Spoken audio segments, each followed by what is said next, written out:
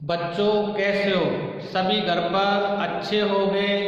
हम आशा करते हैं सभी घर पर अच्छे होंगे। तो आज कक्षा सातवीं में पाठ 10 अपूर्व अनुभव पाठ यहाँ पर पढ़ेंगे। यह पाठ संस्मरण में तेत्सुको कुरियानागी ने एक लड़की तोतो चान के साहस और आत्मीयता का यहाँ पर वर्णन किया गया है। इस पाठ को यहाँ पर पढ़ेंगे। तो पाठ 10 है अपूर्व अनुभव। इस पाठ को यहाँ पर अपन पढ़ेंगे।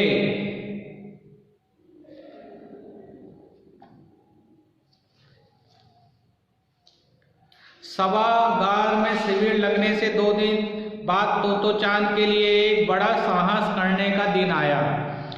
इस दिन उसे यासुकी चान से मिलना था। इस भेद का पता ना तो तोतो चान के माता पिता को था, ना ही यासुकी चान को। उसने यासुकी चान को अपने पेड़ पर चढ़ने का न्योता दिया, आमंत्रण किया। तोए मोए में हर एक बच्चा बाग के एक एक पेड़ को अपने खुद के चढ़ने का पेड़ मानता था। तोतो चान का पेड़ मैदान के बाहरी हिस्से में जाने वाली सड़क के पास था। बड़ा सा पेड़ था।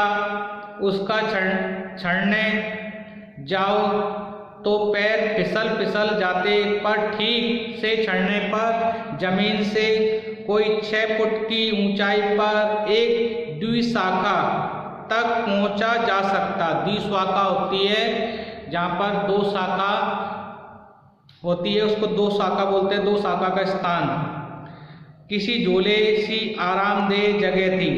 तो चांद अक्सर खाने की छुट्टी के बाद, समय स्कूल के बाद, विद्यालय के बाद ऊपर छड़ी मिलती थी, पेड़ पर छड़ी मिलती थी। वहाँ से वह सामने दूर तक आकाश को या नीचे सड़क पर चलने वाले लोगों को आराम से देखा करती थी। बच्चे अपने अपने पेड़ को निजी संपत्ति मानते थे, अपनी ही संपत्ति मानते थे। निजी मतलब स्वयं की।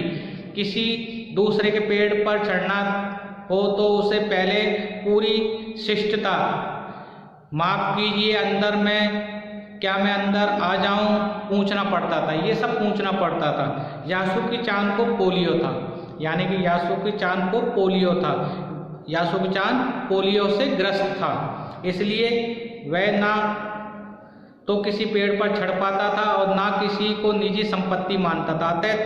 तोतो चान ने उसे अपने पेड़ पर आमंत्रित किया, पर यह बात उन्होंने किसी से नहीं कही। अगर बड़े सुनते तो जरूर डांटते। घर से निकलते समय तोतो चान ने माँ से कहा वह यासुकी चान के घर डेने चोफू जा रही है।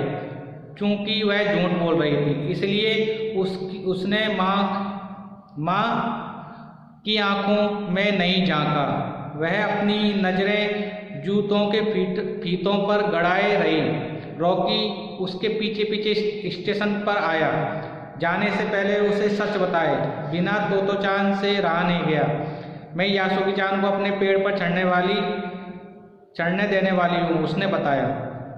तब तोतो चान स्कूल पहुंची तो रेल पास उसके गले के आसपास हवा में उड़ रहा था। यासुकी चान उसे मैदान में क्यारियों के पास मिला। कहाँ पर मिला? क्यारियों के पास। गर्मी की छुट्टियों के कारण सब सूना पड़ा था। यासुकी चान उससे कुल जमा 1 वर्ष ही बड़ा था। यासुकी चान उससे 1 वर्ष बड़ा था, पर तोतो चान को वह अपने से बहुत बड़ा लगता था, क्योंकि उसकी लंबाई थी, इसलिए उसको बड़ा लगता था। जैसे ही यासुकी चान ने तोतो चान को देखा, वह पैर घसीटता हुआ उसकी ओर बढ़ा।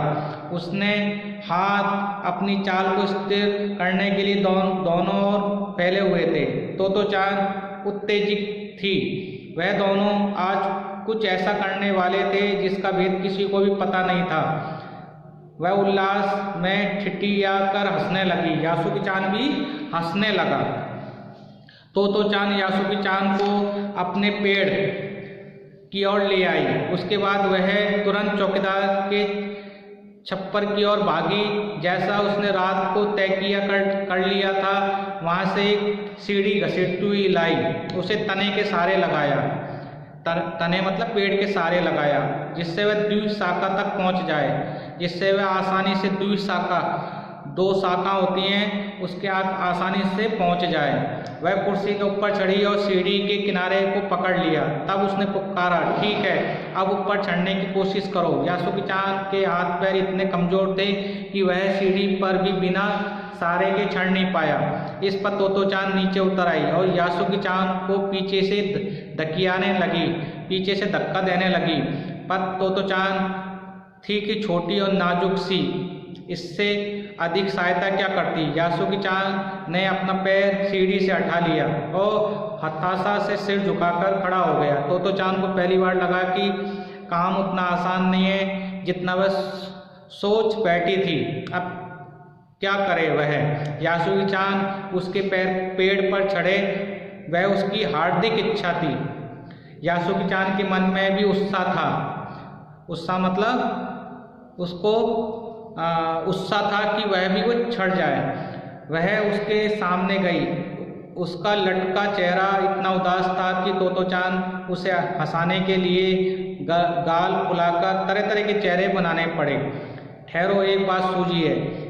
वह फिर चौकीदार के छप्पर की ओर दौड़ी और हर एक चीज उलट पुलट करके देखने लगी। आखिर उसे एक तिपाई सीढ़ी मिली, जिसे थामे रहना भी जरूरी नहीं था। वह तिपाई सीढ़ी को घसीट कर ले आई और अपनी शक्ति पर हैरान होने लगी। तिपाई की ऊपरी सीढ़ी द्विशाखा तक पहुंच रही थी।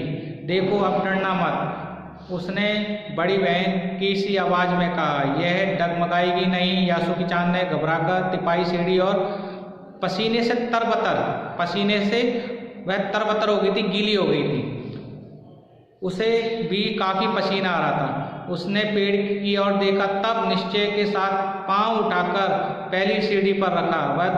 वह दोनों को यह बिल्कुल भी पता न चला कितना समय यासुगी-चान को ऊपर तक चढ़ने में लगा। सूरज का ताप उन पर पड़ रहा था। सूरज की जो किरणें थी उन दोनों पर पड़ रही थी। दोनों का ध्यान यासुगी-चान को ऊपर पहुंचने में रमा था। तोतो-चान नीचे से उसका एक एक पैर सीढ़ी पर धरने में मदद कर रही थी। उसने सिर से वह उसके पिछले हिस्से को भी स्थिर करती रही। यासुगी-चान पूरी शक्ति के साथ जूझ रहा था, पूरी कोशिश कर रहा था, हुर्रे, पर उसे अचानक सारी मेहनत बेकार लगने लगी। तोतो-चान तो सीढ़ी पर से छलांग लगाकर द्विशाखा पर पहुंच गई, पर यासुगी-चान की सीढ़ी से पेड़ पर लाने की हर कोशिश बेकार रही। यासुगी-चान सीढ़ी थामे तोतो-चान की ओर ताकने लगा। तोतो-चान की रुलाई छूटने को हुई। उसने चाहा था कि यासुगी-चान को अपने पेड़ पर आमंत्रित कर तमाम नई नई चीजें दिखाए, पर वह रोई नहीं। उसे डर था उसके रोने पर यासुगी-चान भी रो पड़ेगा। उसने यासुगी-चान का पोलियो से पिचकी और अकड़ी उंगलियों वाला हाथ अपने हाथ में थाम लिया। उसके खुद के हाथ से वह बड़ा था, उंगलियां भी लंबी थी। देर तक तोतो-चान उसका हाथ थामे रही, तब बोली, तुम लेट जाओ, मैं तुम्हें पेड़ पर खींचने की कोशिश करती हूँ। यानी कि वह खींचने की कोशिश करती रही अंत तक। उस समय द्विशाखा पर खड़ी तोतो-चान यासुगी-चान को पेड़ की ओर खींचते। अगर कोई बड़ा देखता तो जरूर डर के मारे चीख उठता।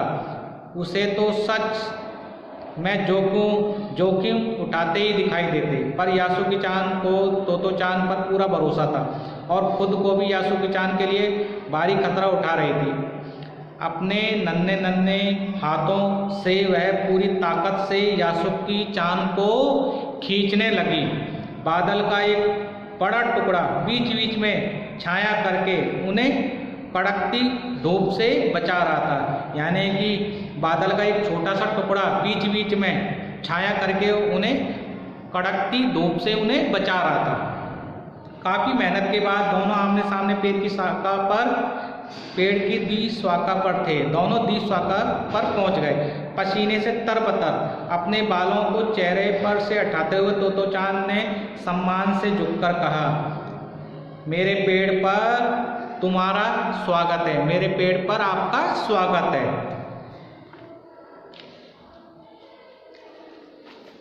यासुकी चांद डाल के सहारे खड़ा था, कुछ झिझकता हुआ वह मुस्कुराया। तब उसने पूछा, मैं अंदर आ सकता हूँ? उस दिन यासुकी चांद ने दुनिया की एक झलक देखी जिससे उसने पहले कभी न देखा। ऐसा लगा कि पेड़ पर चढ़ना यासुकी चांद ने खुश होते हुए कहा।